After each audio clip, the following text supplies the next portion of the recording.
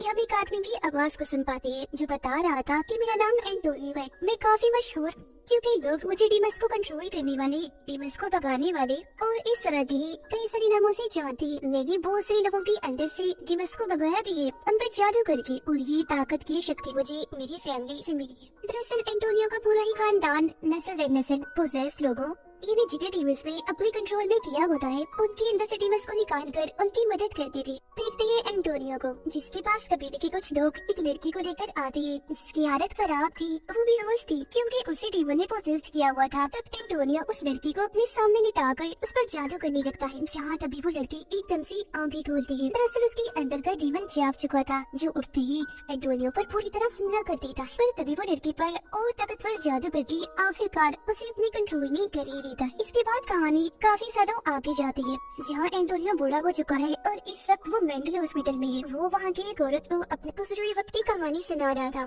जिस पर हैरत से वो औरत पूछती है, क्या पहले बहुत सारे डीमंस हुआ करते थे जिन्हें तुम भगाने का काम करती थी? तब एंटोनियो कहता है कि वो सब लीजेंड्स थे, ये डीमंस का एक ग्रुप जिसमें बहुत सारे डीमंस थे जो सबके सब खतरनाक थे। तभी इधर एक डॉक्टर आकर एंटोनियो को अपने साथ ले जाता है। हमें पता चलता है कि वो यहाँ मेंटल हॉस्पिटल में इसीलिए है क्योंकि गलती से उसके हाथों किसी का खून हो गया था। पुलिस को छानबीन करने पर उसके घर से ढेर सारा जादू और डीमंस को भगाने का सामान मिला, जिससे पुलिस को लगा कि शायद उसका ज़हनी तवाज़ुन खराब है। इसीलिए उन्होंने एंटोनियो को मेंटल हॉस्पिटल में भेज दिया ताकि उसके दिमाग का इलाज हो सके। यहाँ पर वो अपना टाइम गुजारने के लिए बाकी के मरीजों को अपने पास्ट की कहानियाँ सुनाया करता था। साथ ही थोड़ा एंजॉयमेंट के लिए यहाँ जो ड्रामास हुआ करती थी उनकी कहानियाँ भी वो लिखता रहता था। और फिर ऐसे एक दिन वो ड्रामा के डायरेक्टर को कहता है कि डीमंस को भगाने वाला इंसान कभी भी डीमंस की आंखों में नहीं देख सकता, क्योंकि ऐसे करने से उसकी शक्तियाँ कमजोर होने लगेंगी और डीमन ताकतवर होता जाएगा। अब उसके दोस्त जो मरीज थी कहते हैं कि हम बोर हो रहे हैं, चलो आज हमें और कहानियाँ सुनाओ अपनी पास्ट की। तो अब की बार एंटोनियो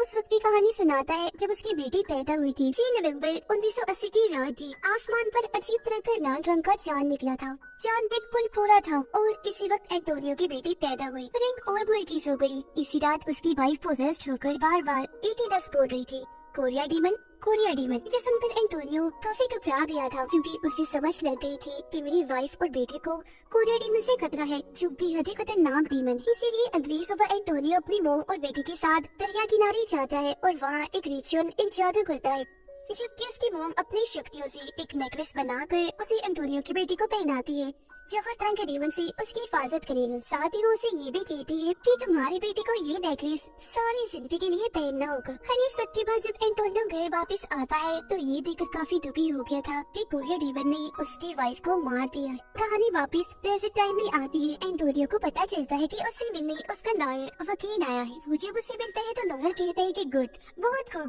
तुम बहुत अच्छा काम कर रही हो, ऐसे ही शांत बर्ताव रखो क्योंकि ऐसा करने से तुम्हारा ही फायदा है। तुम्हें जल्दी से इस मेंटल हॉस्पिटल से छुट्टी मिल जाएगी। लेकिन एंटोनियो को टीवी पर चल रही खबर से पता चलता है कि जब उसकी बेटी पैदा हुई थी, जब रेड मून निकला था, बिल्कुल वैसे रेड मून फिर से दिखने वाला। इसके बाद अब एंटोनियो की बेटी को देखते हैं जो अब काफी बड़ी हो गई थी और एक कंपनी में जॉब करती थी। फिर रात को जब वो सो रही थी तो उसे अपने पास किसी डीमन का एहसास होता है जो धीरे धीरे करके उसके पास आ रहा था, जिस आहट से उसकी आँख खुल जाती है और उसे अपने सामने एक डीमन दिख भी जाता है। पर हैरत, वो बिल्कुल भी नहीं डरती। ऐसे नॉर्मल होते हुए वो लाइट जलाती है, पर डीमन वहाँ से गायब हो गया था। अब यहाँ उसकी बेटी ने डीमन को देखकर कोई एक्सप्रेशन यानी तासुरात इसलिए नहीं दिए क्योंकि ये डीमंस वगैरह उसके लिए नई चीज रही थी, मतलब कि बचपन से ही वो ये सब कुछ देखती आ रही थी। फिर इसके बाद अगले दिन एंटोनियो से मिलने एक लड़की आती है जिसका नाम क्लियर था। क्लियर के जरिए एंटोनियो को अपनी मॉम का मैसेज मिलता है जिसमें वो कहती है कि इस रेड मून वाली रात को कोरिया डीमन तुम्हारी बेटी को सैक्रिफाइस कुर्बान करेगा, यानी उसकी बलि देगा। तो अब उसे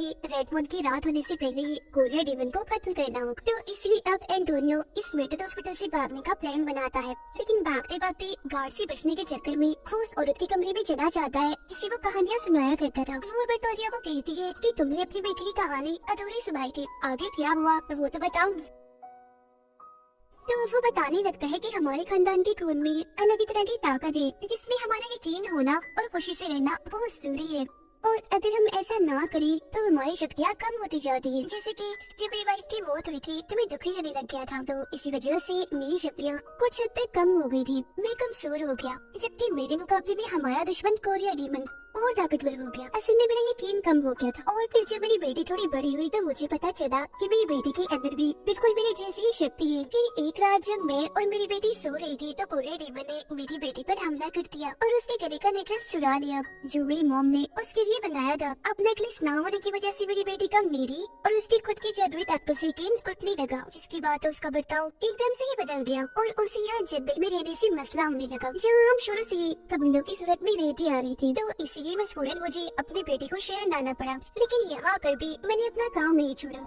मैं डेमस को भगाने का काम अभी भी करता रहा। तो जाहिर है इस काम के लिए मेरे पास सारा सामान भी था, पर ये चीज मेरी बेटी को जरा भी पसंद नहीं थी, क्योंकि जब मेरी बेटी के स्कूल में बाकी बच्चों को ये बात पता चलती है कि मैं भूतों डेमस को भगाने का काम करता हूँ, तब वो उसे चढ़ाती है, उसका मजाक बनाती है। औरतों और वो पोजेस लोगों को अपने इसी घर में रहकर पहले उनका डीमन भगाता था और फिर उनके चोटों की, उनकी जख्मों की मरहम पट्टी भी करता था। तो इसलिए दिन रात उसके घर से ड्रोने चिल्लाने की आवाजें आया करती थी। फिर जब उसकी बेटी 17 साल की हुई तो इन्हीं सब चीजों को लेकर एंटोनियो की अपनी बेटी के साथ बहस हो गई। उसकी बेटी को इतना गुस्सा आया कि उसने वो दरवाजा खोल दिया जिस कमरे के अंदर पोजेस्ड आदमी को रखा दिया था। वो काफी जालिम खतरनाक लग रहा था। उसने एंटोनियो की बेटी को पकड़ लिया और उसे बस मारने ही वाला था कि तभी अपनी बेटी को बचाने के लिए एंटोनियो ने उस पर हमला कर दिया। पर ये हमला इतना जानलेवा था कि उस आदमी की मौत ही हो गई।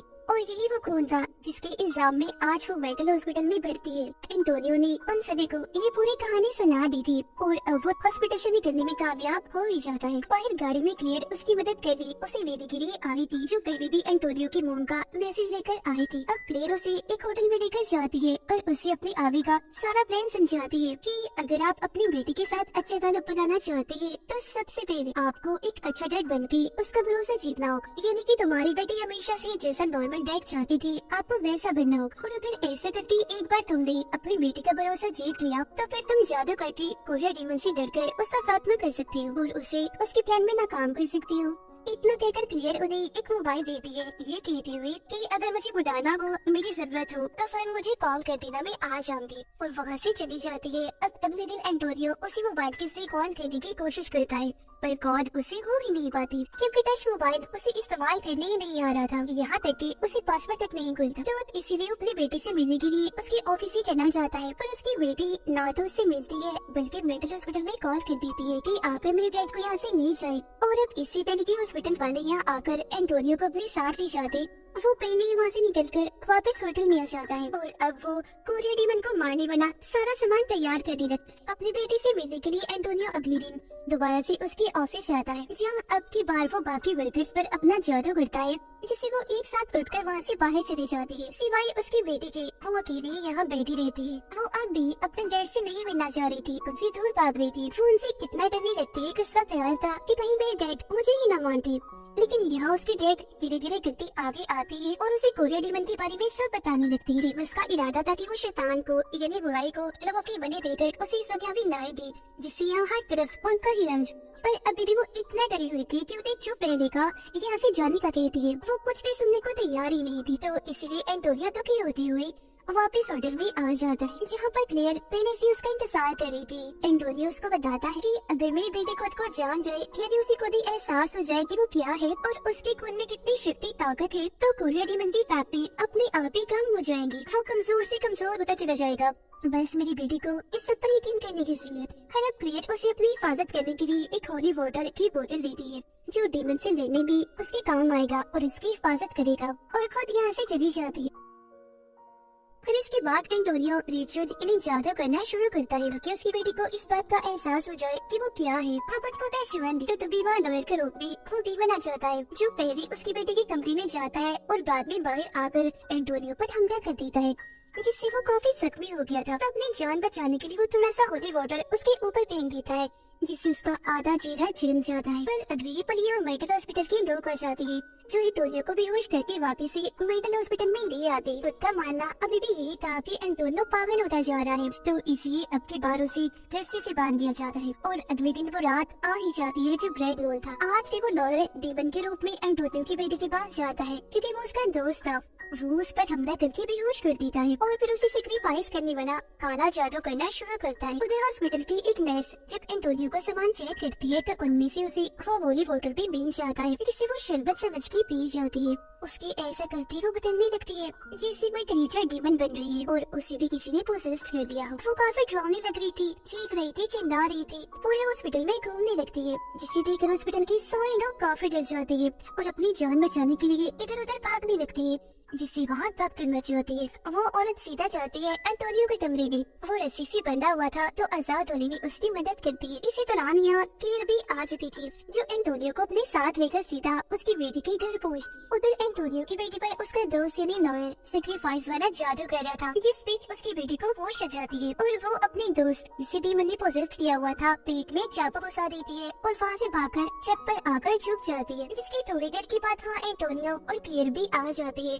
हथियार अपने साथ लेकर। पर मौका देकर कोरिया डीमन पीछे से आता है और क्लेयर पर हमला करके उसे जख्मी कर देता है। जिसके बाद एंटोनियो के पास कोरिया डीमन उसकी वाइफ के रूप में आता है और उसे जज्बाती बातें करके अपने जान पे फंसाने की कोशिश करने लगता है ताकि मौका पाकर वो एंटोनियो को भी मार दे। पर तभी इधर आ जाती है उसकी बेटी जो अपने डैड की जान बचाती है क्योंकि वो खुद को पहचान चुकी थी और सारा सच भी उसे पता चल चुका था। और अब ठीक मौका पाकर एंटोनियो उस कोरिया डीमन के सीने में अपना ही बनाया हुआ जादुई खच्चर को साथ देता है जिसे अब जाकर आखिरकार उस डीमन का खात्मा हो पाता है। फिर एंटोनियो खच्चर से उस डीमन का पेट भी काट देता है।